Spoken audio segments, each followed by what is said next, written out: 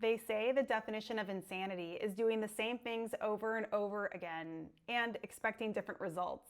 Since I know that many of you are here to get your money life in order, and since I don't want any of y'all going crazy, I went ahead and created a list of 9 things that you can do differently with your money in 2026. Number 1 on the list is to budget your money according to your values.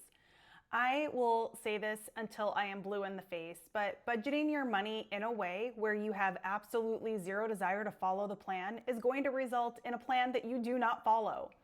In order to create a budget and a plan that you will follow, you need to keep in mind a few things. The number 1 most important thing you have to keep in mind is, what are your values? What do you care about? And the number 2, second most important thing that you need to make sure is covered in your budget is, what are your goals for the future? If you know what you value and you know what your goals are for the future, budgeting becomes a heck of a lot easier. Number 2, invest, invest, invest. I have to say, if you are like so many other people who are watching the news and keep hearing, oh, there's going to be a great reset, or we're in the throes of a recession, or the market's getting volatile, stay away, buy gold. I don't want to knock anybody who's buying gold because it's something that has happened in this house. But I will tell you that the most important thing is to recognize that you are in this for the long haul. Invest consistently. Just invest what it is that you have to invest.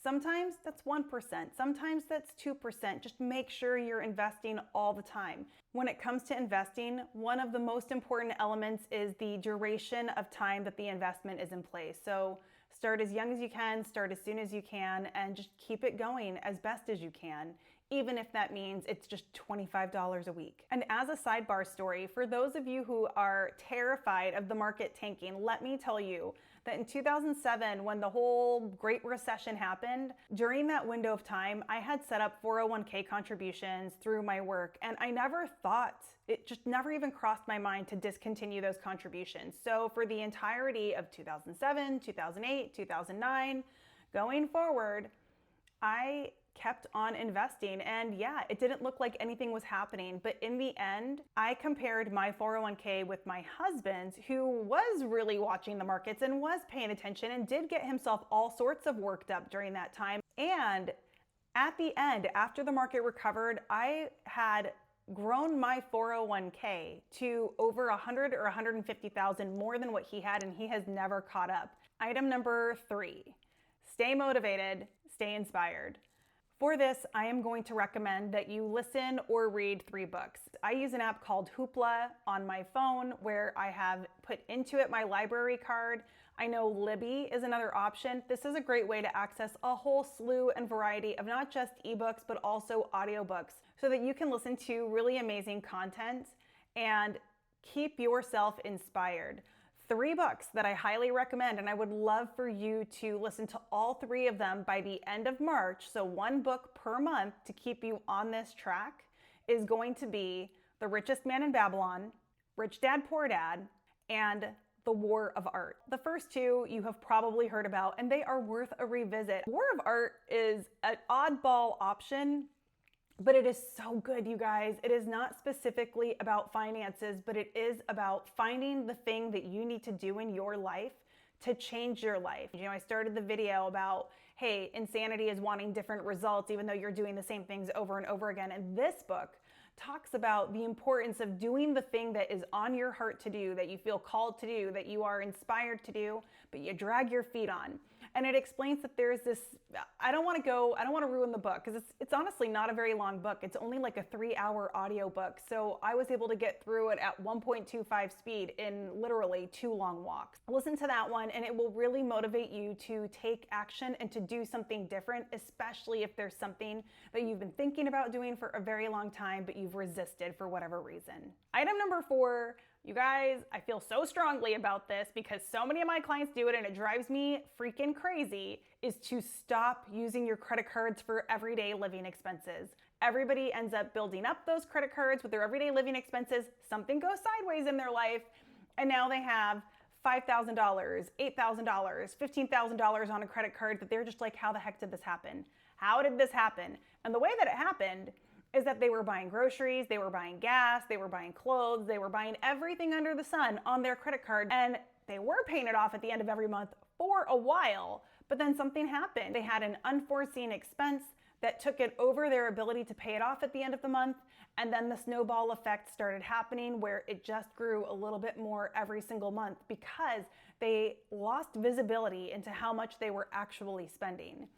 This plagues my soul, you guys. Credit cards are a tool that should be in your toolbox. Absolutely, I do recognize the importance of building credit, but do not use credit cards for your core living expenses. Put simply, rewards are not worth the risk of falling behind on your credit card. Item number 5 is to revisit your emergency fund. Want to make sure that I always have 6 months worth of living expenses in my emergency fund. And because of that, I ultimately have to make sure that it's 6 months of genuine living expenses. It covers the increased cost of insurance. It covers the increased cost of our property taxes. It covers the increased cost of our groceries and utilities and you name it. So go back, revisit your emergency fund and make sure that it's solid. And this will help you avoid using your credit card for emergencies. Recently, I saw a really great graphic by Nisha Shah that explains the way that she recommends people fund their emergency accounts. I don't think I could have produced a better graph. So I'm going to share that graph with you. And if you want to check out Nisha's channel, I think she's amazing. I love her content. You should check it out too. Item number 6 is to revisit your sinking funds. So just like you want to revisit your emergency savings, you also want to revisit your sinking funds. You want to understand if you are saving for things like insurance, or if you are saving for vacation, or if you are saving for a certain amount for Christmas, that is now reflective of what it will cost in today's dollars for today's experiences. I love sinking funds. I love being able to pay for things with cash and get that sort of pay in full discount. I will pursue that every opportunity I get. However, those things, even with the pay in full discounts, have become more expensive. And so I have to adjust my sinking funds to make sure that I still have the money in the account for those things when the bill comes due. Item number 7 is to shop insurance. Shop your phone bill. Shop around and see where you can get the best deal on things. Item number 8 is one that I have seen on the increase, and that is using buy now, pay later options. This would include Klarna, Afterpay. I think PayPal has a credit option. All of these things deceive you into thinking that you're spending less money. I'm telling you right now, you're spending more. I read a statistic that 70% of millennials miss at least one of those payments, and then you have late fees. If there wasn't value in it for the companies, they wouldn't be giving you these options. So I'm telling you right now, they are sneaky little ways to get you thinking that you're in a better position than you are financially. If you do not have cash to pay for these luxuries or nice to haves in your life, then you just don't have cash for it. Wait till you do. It's okay to say no. It is absolutely okay to tell yourself, not now, later. That's a conversation I have with a lot of my clients, and I must tell you that it is very empowering to be able to tell yourself, not now, later. And finally, item number 9 is to think about cash flow.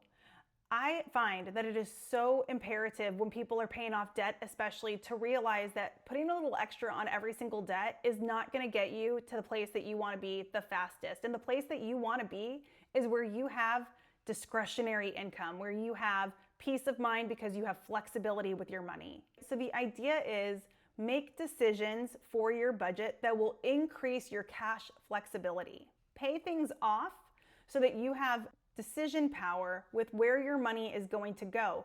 If everything in your budget is tied to payments, you lose that flexibility and it creates greater stress. That's what I have for you. I wish you a very happy 2026. I have full confidence that you are going to kill it. I'll see you guys in the next video. Bye.